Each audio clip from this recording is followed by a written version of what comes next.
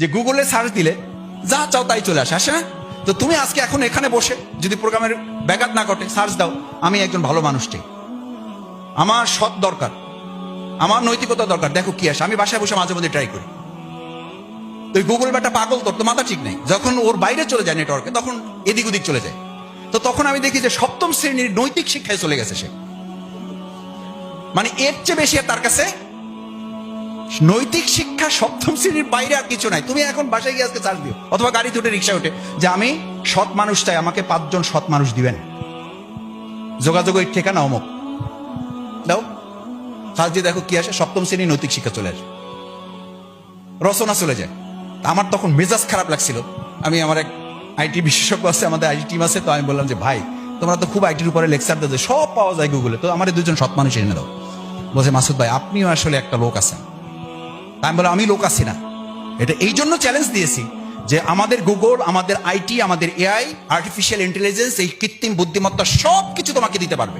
যেটা দিতে পারবে না সেটা হলো মোরালিটি, যেটা দিতে পারবে না সেটা হলো সততা, যেটা দিতে পারবে না সেটা হলো সৌন্দর্য, যেটা দিতে পারবে না সেটা হলো ভ্যালুস, যেটা দিতে পারবে না সেটা হলো ধর্ম, যেটা দিতে পারবে না সেটা হলো ইসলাম, যেটা দিতে পারবে না সেটা হলো জান্নাত, যেটা দিতে পারবে না সেটা হলো আমাদের এই সমাজ এবং রাষ্ট্রের একটা সুন্দরতম স্তম্ভ। যেটা দিতে পারবে না, যেটা নাই সমাজে, সেটার মূল্য বেশি না, যা সব পাওয়া যায় সেটার মূল্য বেশি। কিন্তু তোমার আমার দুর্ভাগ্য কি, তোমাকে আমাকে সবাই মিলে বলতেছে, শুধু ঠেলতেছে, সমানে ধাক্কাচ্ছে, পড়ো পড়ো এবং পড়ো। আরে ভাই তারপরেরটা কি? পড়তেছে তো সবাই, পড়ে পড়েই তো আজকে জাহাঙ্গীরনগর বিশ্ববিদ্যালয়ে সেঞ্চুরি করে ফেলতেছে। কই এই সেঞ্চুরি তো আমাদের গ্রামে হয় নাই, কই এই সেঞ্চুরি তো আমাদের কোনো ইউনিয়নে হয় নাই। আমাদের ঢাকা বিশ্ববিদ্যালয়ে প্রতিষ্ঠিত হওয়ার পর 350 জন ছেলেকে হত্যা করা হয়েছে। একই সাথে 124 বছরে প্রতিষ্ঠিত একটা মাদ্রাসায় ইসলাম আছে বলে, সামান্য কোরআন হাদিস আছে বলে, এখন পর্যন্ত ওখানে কেউ কাউকে একটা থাপ্পড়ও মারে নাই। This is difference between Islam and modernism. This is between states. This is difference between Islam and others. এটা তোমাকে ধারণ করতে না পারলে তোমার এই শিক্ষাই তোমাকে শেষ করবে। Our knowledge brings us nearer to ignorance. আমাদের শিক্ষা আমাদেরকে অজ্ঞতার দিকে নিচ্ছে। Our ignorance brings us nearer to death. আর এই অজ্ঞতা আমাদেরকে মৃত্যুর দিকে ধাবিত করছে। আসলে ধাবিত করছে ফিউচার টেন্সে না প্রেজেন্ট কন্টিনিউয়াস টেন্স? তাহলে তো আলোচনা শেষ।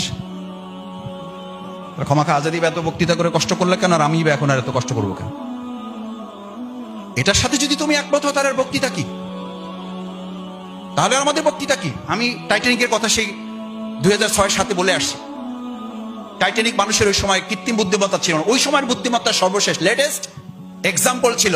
তারা ডিক্লেয়ার করেছিল টাইটানিক রেডি করে, তাদের বুদ্ধিমত্তা দিয়ে ওই সময়ের। আজকের লেটেস্ট বুদ্ধিমত্তা কি? বুদ্ধিমত্তা হচ্ছে এআই, এটা হলো লেটেস্ট এখন। ওই সময় ছিল টাইটানিক। টাইটানিককে যাত্রা শুরু করে কি বলেছিল, কি শুরু করেছিল?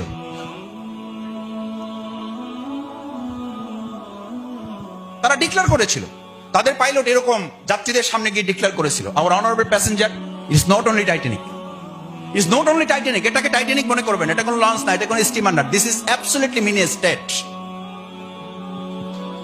This is absolutely mini state. এটা একটা কি?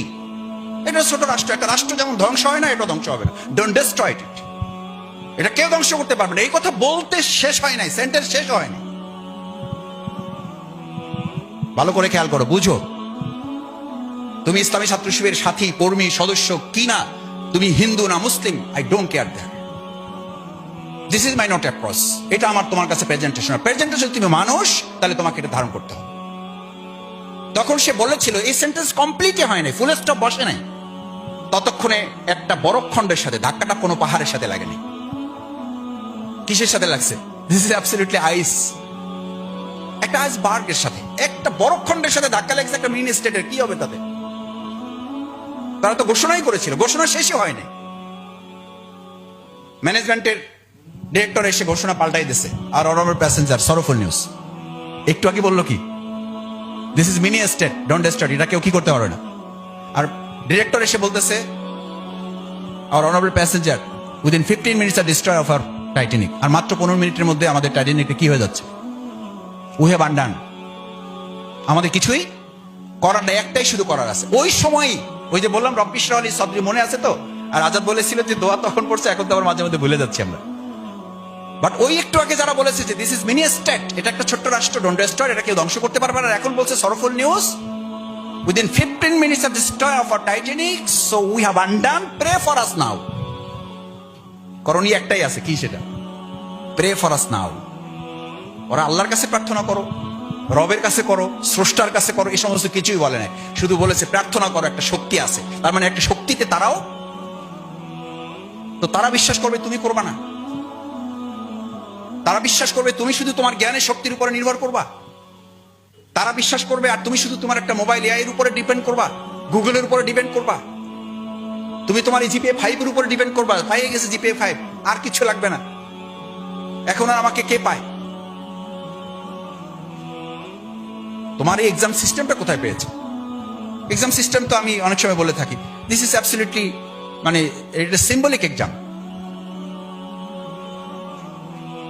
তোমার whole life is exam period. কার ঘোষণা এটা?